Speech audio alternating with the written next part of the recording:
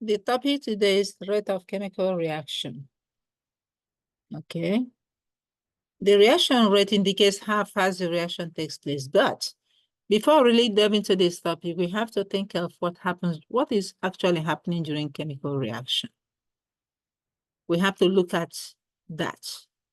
And when you have your reactants, there must be collision of the particles.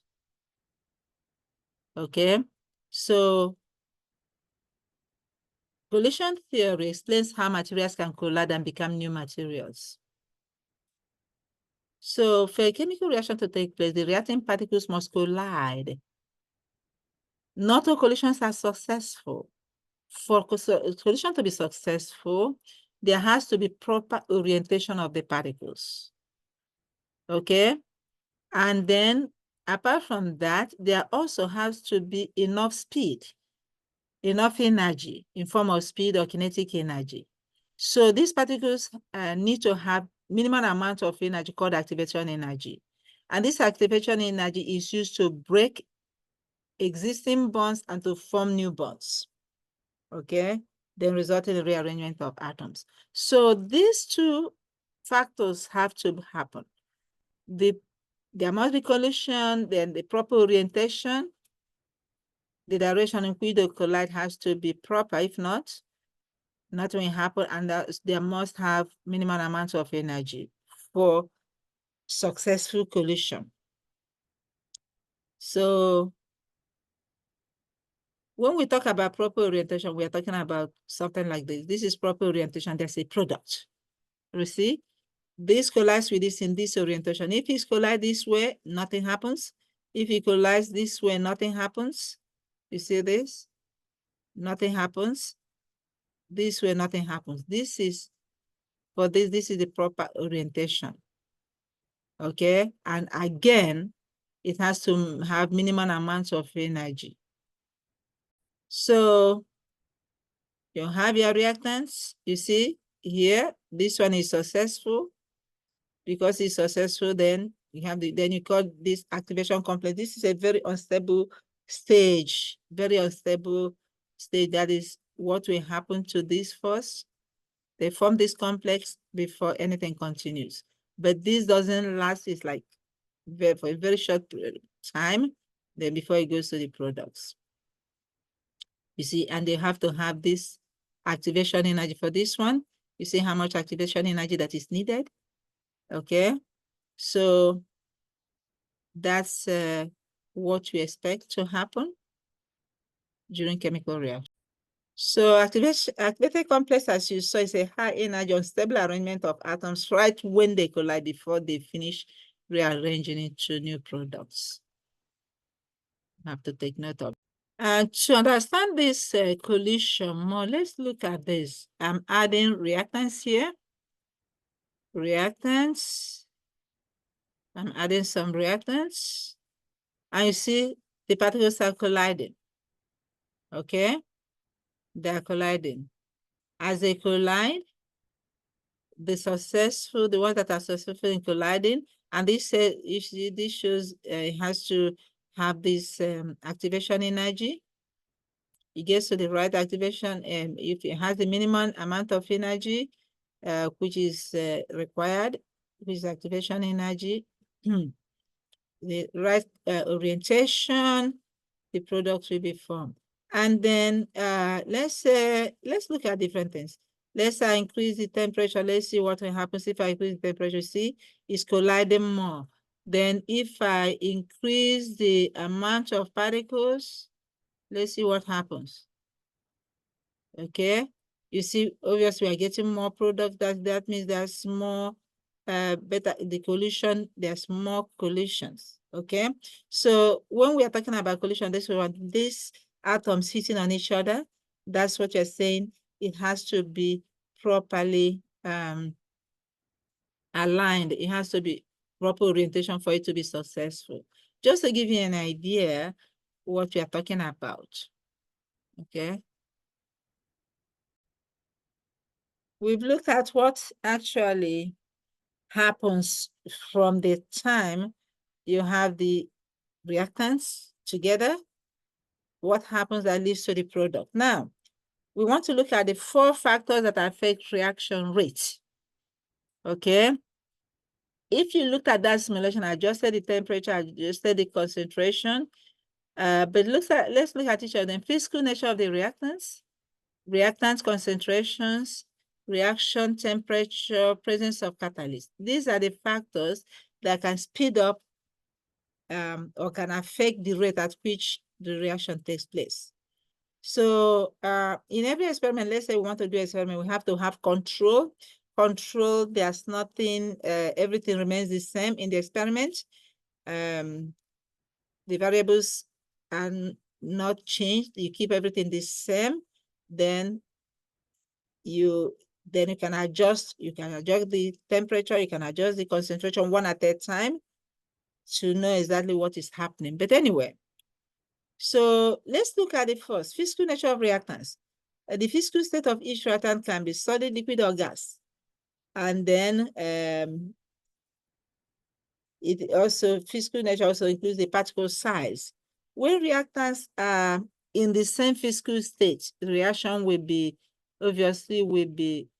faster. Okay. And then if it's between liquid state reactants and between, it will be faster than between solid states. And then if it's in gaseous phase reaction, we expect it to be more. Then if we have reactants in solid state, if you have it like in powdery form, there will be more surface area exposed, so the reaction will go a lot faster than if it's like in tablet form. So the more or the smaller the particles, if it's solid, the smaller the particles, the faster, the more surface area that is exposed, the faster the reaction will go. Again, if you have the same state of reactants, like they are all liquid instead of solid and liquid, it will go faster compared to if we have solid and liquid. And the reaction of between gaseous state reactants will be much faster than between solid state or liquid state. But liquid state will go much faster than solid state. So that's the physical nature of the reactants. Concentration, as you saw in the simulation, when I added more, I increased the amount of the reactants, you see a lot more products, you saw more products, which means produced quickly, which means the reaction rate will be increased more compared to if you have less concentration. So increase in concentration increases the reaction rate. Decrease in concentration will reduce the reaction rate also. So because there will be more collisions between the particles if you have more, there's a lot more collisions resulting in more products. Then you increase the temperature, temperature will increase the reaction rate because the speed, there will be more collisions also. There are more collisions. So you saw that in the simulation where I increase the temperature, you find out that when you increase the temperature, the reaction will go a lot faster. But again, the collision will increase, more collision. Then presence of catalyst. Catalyst is a substance that increases a chemical reaction rate without being consumed in a chemical reaction. How does it increase the reaction rate? Let's look at this. Okay, this is without a catalyst. This is the activation energy. Without the catalyst, the reaction goes just like this. This is a part, okay? It has to go through all of this for it to get to the product. But when you add catalyst, you see, it reduces this activation energy. It went from this activation energy down to this because it will speed up the reaction. So this is uncatalyzed pathway, no catalyst. This is catalyzed pathway. So with addition of catalyst, the reaction rate will obviously increase. Enzymes in our body is an example of catalyst. Enzyme in our body is an example of catalyst, in case you do not understand what that means. Let's look at this reaction rate, how each of these factors affect the rate of reaction. if you look here, we have the reactants in blue, the product, one of the reactants in blue, the other one in red, and the product is this color here, C. A plus B gives C. But what actually happens? So we look at everything. We look at the particles. We look at the graph. We look at the effect. We'll also have a control variable where everything remains the same. The catalyst, the temperature, none of them will change. We just run that. Okay, we run. You see this? Amount of product and time it takes to make the product. So let's look at this. You see now, we have that control. Here it tells the time. Okay, now we have reactants, A and B, then this is C is the product. So we will be looking at what is happening here. We also be, we start with control, right? But then everything is the same. Oh, let's look at the control. We run it. Okay. You see that? Then we end up with these products. Now, we want to change the concentration. Okay. We have the same type of, we started, this is 5 of this and 5 of that. Let's say we decrease the concentration. You see 3 of this, 3 of it. We decrease the concentration and run it. This is a control, okay? Control, where nothing is increased or decreased. We run the reaction. Now, you see, this means that the time takes longer time for this reaction to take place. Then let's increase. We increase, you see, more particles. More particles. We increase the concentration, we run. Guess what? It takes less time. That's why this is going here. It takes less time for this reaction to take place because the concentration, we're comparing it with the control. Okay, with the control. Now, let's look at surface area. Decrease the surface area. Look at that. Surface area, when it's decreased, we see like that. We run. We decrease the surface area. It takes longer for the reaction to go on. It takes longer. Okay. Then let's increase the surface area. You see that? Increase the surface area. We run. It takes less time. Okay. Then what other variable? Temperature. Okay. Now we decrease the temperature. You see that? We decrease the temperature. It takes much longer for the reaction to take place. Then we increase the temperature. It takes less time. So the reaction went faster. So this is for you to, in a very practical way, to understand, this is the type of thing you can do in the lab to actually determine how these factors affect the rate of reaction.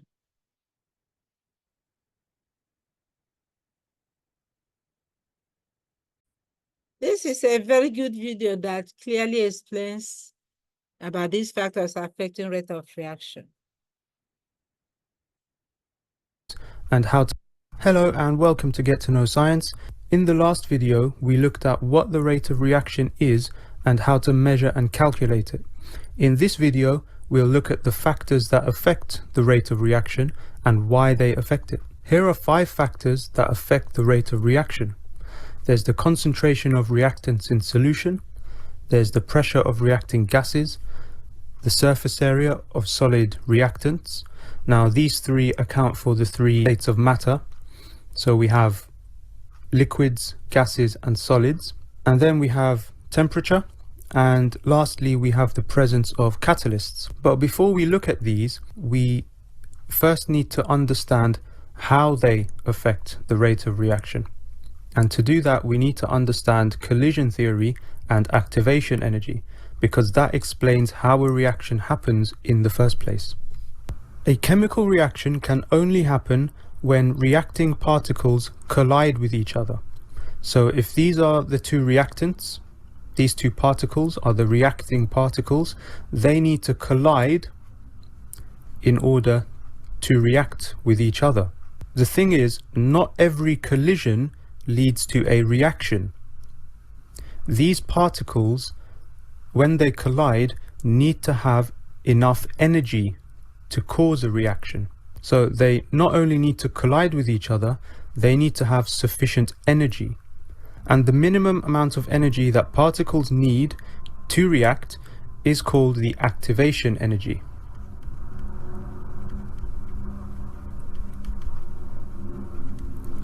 So there are two ways that we can increase the rate of reaction. We can either increase the frequency of collisions, so more collisions, or we can increase the energy of the reacting particles. If we do either of these two things, or both, we can then increase the rate of reaction. So first, let's look at concentration and pressure. Increasing the concentration and increasing the pressure both lead to an increase in the frequency of collisions, because the particles are more crowded together. So let's take this as a container with some particles in it, the red particles and the green particles, which need to react with each other. If we increase the concentration so that it's more like this, then the particles are more likely to collide with each other and therefore react. And that's because they're just more crowded together. There are more particles in a given space. Alternatively, if we increase the pressure so that it looks like this, and here I've increased the pressure by making the container smaller, you can see that they are again more crowded together. So the frequency of collisions will increase. They are more likely to collide, and therefore the rate of reaction will increase. Increasing the surface area of a solid increases the frequency of collisions as well. And that's because there will be more surface area exposed. So let's take the example of this cube of material. If I split this cube in half, I have increased the surface area, because now there is this whole surface which is now exposed, and it's the same on this side of the other half. So splitting this cube in half hasn't changed the overall volume.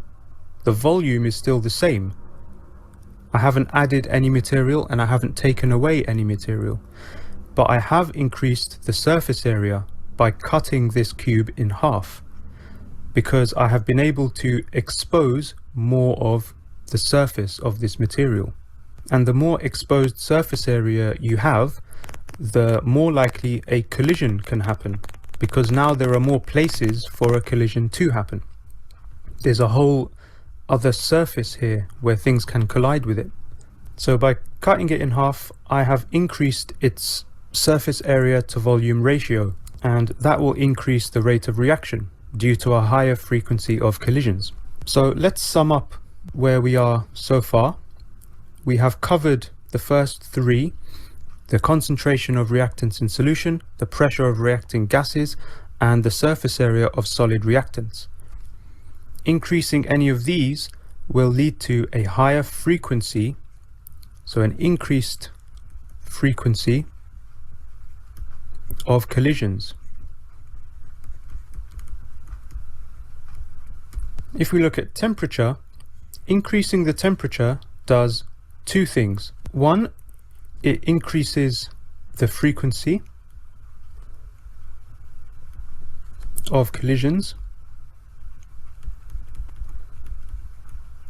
and secondly, it increases the energy of the particles. So remember, if we think back to collision theory, You can increase the rate of reaction by increasing the number of collisions or by increasing the energy of the reacting particles. And increasing the temperature does both. So we know already that if you increase the temperature of a substance, the particles will gain kinetic energy and they'll move around faster. So therefore they are not only moving with more energy, but they are also more likely to collide. So last but not least, let's have a look at catalysts. We can sometimes use a catalyst to speed up a reaction. A catalyst is a substance that increases the rate of reaction without being affected chemically itself or without being used up itself during the reaction. Catalysts work by lowering the activation energy of a reaction.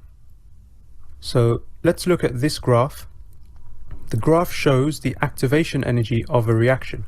We have the reactants to start off with, and at the end we have the products. And this blue curve shows how much activation energy the reaction needs in order to take place. So this blue arrow here shows us the activation energy for this reaction. Now we look at the pink curve, and this shows the activation energy when a catalyst is present. So basically a catalyst will reduce the activation energy that is necessary for a reaction to take place. So to sum up, a catalyst reduces the activation energy.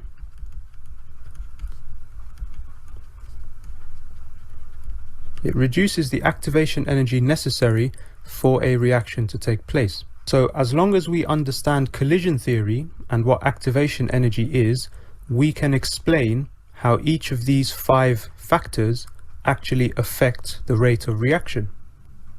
The first 3 increase the frequency of collisions. Temperature affects both. It increases the frequency of collisions and it also increases the particle's energy. And catalysts reduce the activation energy needed so that more collisions will result in a reaction. Okay, so that was the factors affecting the rates of reaction.